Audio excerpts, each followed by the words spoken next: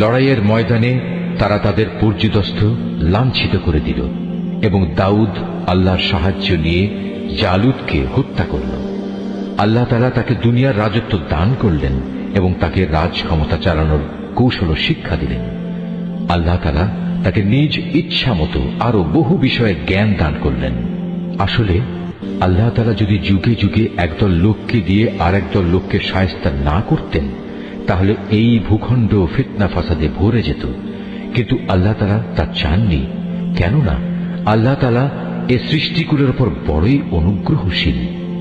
এ কিতাবে বর্ণিত এসব ঘটনা হচ্ছে আল্লাহর এক একটা নিদর্শন মাত্র, যা যথাযথভাবে আমি তোমাকে শুনিয়েছি। এর কোনো ঘটনাই তো তুমি জানতে না। তুমি অবশ্যই আমার পাঠানো নবী রসুলদের একজন। এই যে নবী রসুলরা রয়েছে, এদের কাউকে কারো উপর আমি বেশি মর্যাদা দান করেছি। এদের মধ্যে এমনও কেউ ছিল যাদের সাথে আল্লাহ তাআলা কথা বলেছেন এবং এর মাধ্যমে কারো মর্যাদা তিনি বাড়িয়ে দিয়েছেন। আমি মরিয়মের ছেলে ঈসাকে কতিপয় উজ্জ্বল নিদর্শন দিয়েছিলাম, অতঃপর পবিত্র রূহের মাধ্যমে তাকে আমি সাহায্য করেছি। আল্লাহ তাআলা চাইলে তাদের আগমনের পর যাদের কাছে এসব উজ্জ্বল নিদর্শন এসেছে, তারা কখনো মারামারিতে লিপ্ত হতো না। কিন্তু রাসূলদের পর তারা দলে উপদলে বিভক্ত হয়ে গেল। অতঃপর তাদের মধ্যে কিছু লোক ঈমান আনল, আবার তাদের কিছু লোক আল্লাহ তাআলা ও তার নবীকে অস্বীকার করল। অথচ আল্লাহ পাক চাইলে এরা কেউই যুদ্ধ বিগ্রহে লিপ্ত হতো না।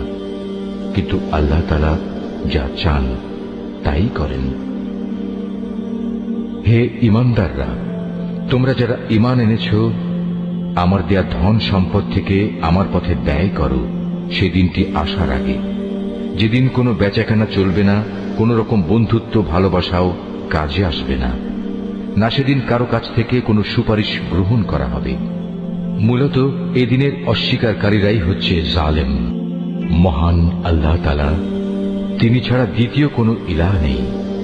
তিনি চিরঞ্জীব, তিনি অনাদি সত্তা। ঘুম তো দূরের কথা, সামান্য তন্দ্রাও তাকে আচ্ছন্ন করে না। আসমান সমূহ ও জমিনে যা কিছু আছে তার সবকিছুরই একচ্ছত্র মালিকানা তার।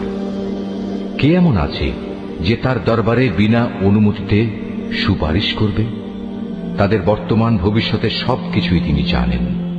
তার জানা বিষয়সমূহের কোনো কিছুই কারো জ্ঞানের সীমা পরিসীমার আয়ত্তাধীন হতে পারে না। তবে কিছু জ্ঞান যদি তিনি কাউকে দান করে থাকেন, তবে তা ভিন্ন কথা।